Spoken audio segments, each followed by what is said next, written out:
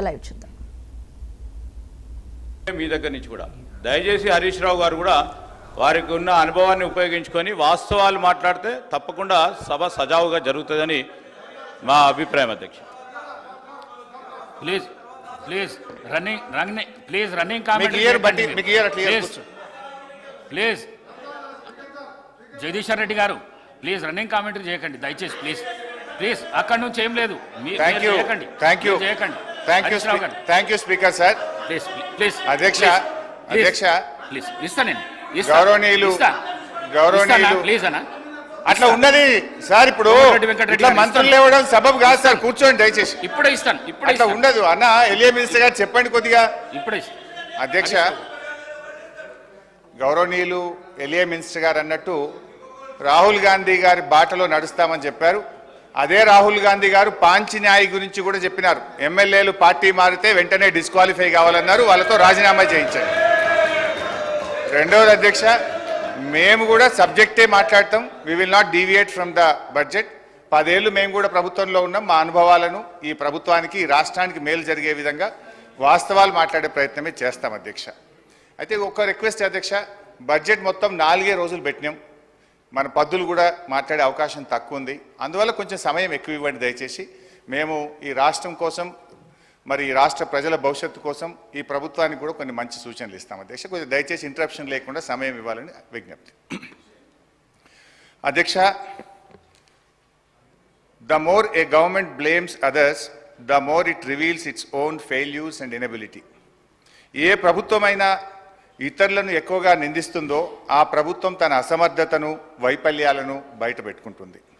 కాంగ్రెస్ ప్రభుత్వం ప్రవేశపెట్టిన బడ్జెట్ గురించి వ్యాఖ్యానించడానికి ఈ మాటలు సరిగ్గా సరిపోతాయి. బడ్జెట్ ప్రసంగం అంతా బీఆర్ఎస్ను తిట్టిపోయడం కోసం తయారు చేసినట్లుంది. ఒక రాజకీయ కరపత్రం లాగా ఉంది. బడ్జెట్ ప్రసంగానికి ఉండాల్సిన గంభీరత కానీ దార్శనికత కానీ ఏమాత్రం కనబడలేదు అధ్యక్ష. ఫార్ములేషన్ ఆఫ్ పాలసీ కన్నా హ్యూమిలియేషన్ ఆఫ్ అపోజిషన్ మీదనే భట్టి గారు ఎక్కువ దృష్టి పెట్టినట్టుగా కనబడ్డది. అధ్యక్ష, నేను సూటిగా ఒక మాట అడుగుతా ఉన్నా అధ్యక్ష. ఎన్ని రోజులు మా పేరు చెప్పి బతుకుతారు? మీరు చేసిందేందో, చెయ్యబోయేదేందో గది చెప్పుంది. 8 నెలలు గడుస్తున్నాయి అధ్యక్ష. మన రాష్ట్రంలో దశ దిశ లేని పాలన నడుస్తుంది. ఈ రోజు వరకు ఒక్క పాలసీని సమగ్రంగా రూపొందించలేదు, ప్రజలకు వెల్లడించలేదు. ఎంతసేపు ఉత్త రాజకీయ వృధా, కాయగొరుకుడు మాటలు, విజన్ లేదు, విషయం లేదు. ఇప్పటి వరకు సాధించిన ఒక విజయం లేదు. ఆర్థిక మంత్రి గారు స్వీపింగ్ కామెంట్స్ చేయడంలో సిద్ధహస్తులని ఈ బడ్జెట్ నిరూపించింది. ఒకవైపు బీఆర్ఎస్ ప్రభుత్వం గత 10 ఏళ్లలో అన్ని రంగాల్లో పూర్తిగా వైఫల్యం చెందిందని రాశారు. మరొక వైపు ఇదే బడ్జెట్లో రాష్ట్ర తలసరి ఆదాయం 3,47,229 రూపాయలని పేర్కొన్నారు. ఇంత సెల్ఫ్ కాంట్రడిక్షనా అధ్యక్ష? ఇంత కన్ఫ్యూజనా అధ్యక్ష? ఇంత కుట్రనా అని నేను అడుగుతా ఉన్నా. ఎందుకంటే 2014లో మా ప్రభుత్వం అధికారం చేపట్టినప్పుడు తెలంగాణ రాష్ట్రం దేశ తలసరి ఆదాయంలో మనం కంపేర్ చేసినప్పుడు, ఇతర రాష్ట్రాలతో కంపేర్ చేసినప్పుడు మనం 11వ స్థానంలో ఉన్నాం. కానీ మా 10 ఏళ్ల పాలన ఫలితం ఈరోజు గోవా, సిక్కిం లాంటి చిన్న రాష్ట్రాలు మినహాయిస్తే తలసరి ఆదాయంలో తెలంగాణ రాష్ట్రం దేశంలోనే నంబర్ 1గా నిలపడం జరిగింది. అధ్యక్ష, నేను అడుగుతా ఉన్న భట్టి గారిని, తలసరి ఆదాయం ఇంత గొప్పగా పెరిగిందంటే 10 ఏళ్ల మా పాలన ఫలితమా, 8 నెలల మీ పరిపాలనలో పెరిగిందా? దయచేసి చెప్పాలని చెప్పి నేను కోరుతా ఉన్నా. ఒకసారి గుండె మీద చేసుకొని చెప్పండి, ఎవరి పరిపాలనలో ఈరోజు దేశంలో తలసరి ఆదాయంలో ఈ రాష్ట్రం మొదటి స్థానంలో నిలబడ్డది? అధ్యక్ష, 4.5 లక్షలు లేని జిఎస్డిపిని 14.5 లక్షల పైకి తీసుకుపోయింది మా బీఆర్ఎస్ పాలననా, మీ 8 నెలల కాంగ్రెస్ పాలననా అని నేను అడుగుతా ఉన్నాను అధ్యక్ష. 2014లో దేశ జీడిపికి తెలంగాణ కాంట్రిబ్యూషన్ 4.1% అయితే ఈ రోజు అది 5% పెరిగిందంటే ఇది 10 ఏళ్ల మా శ్రమ ఫలితమా, 8 నెలల మీ డ్రామా ఫలితమా అని నేను అడుగుతా ఉన్నాను అధ్యక్ష. అధ్యక్ష, 2013-14లో 1,07,00,000 ఉన్న పంటల ఉత్పత్తిని 4 కోట్ల టన్నులకు తీసుకుపోయింది మా పరిపాలన ఫలితమా, మీ 8 నెలల పాలననా అని నేను అడుగుతా ఉన్నాను అధ్యక్ష.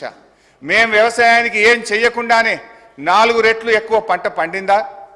తెలంగాణ రాష్ట్రం వచ్చినాడు కరెంటు పరిస్థితి ఏంది? ఆనాడు ఏం పరిస్థితి? అడ్డు అదుపు లేని కరెంటు కోతలు, పారిశ్రామికవేత్తలు ఇందిరా పార్క్ దగ్గర ధర్నాలు, వ్యవసాయానికి అర్ధరాత్రి కరెంట్లు, గృహ అవసరాలకు పట్టబగలు కరెంటు కోతలు. కానీ 6 నెలల్లోనే పరిస్థితి చక్కదిద్ది వ్యవసాయానికి చాలినంత కరెంట్ ఇచ్చాం. 2 ఏళ్ల వ్యవధిలో అన్ని రంగాలకు నాణ్యమైన 24 గంటల కరెంట్ ఇచ్చిన ప్రభుత్వం మా ప్రభుత్వం కాదా అధ్యక్ష?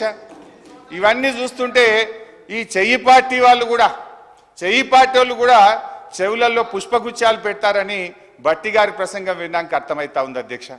అధ్యక్ష, 5 దశాబ్దాల కాంగ్రెస్ పరిపాలనలో తెలంగాణ స్థాపిత విద్యుత్ సామర్థ్యం 7,778 మెగావాట్లు. పురోభివృద్ధి లేదని మీరు చెప్పిన ఒక్క దశాబ్దంలోనే తెలంగాణ స్థాపిత విద్యుత్ సామర్థ్యం 19,483 మెగావాట్లకు పెరిగింది. మీరు చేసిన దానికంటే 3 అంతలు చేశాం. ఈ మధ్య అదనంగా 1,400 మెగావాట్లు ఎన్టీపీసీ నుంచి కూడా వచ్చింది.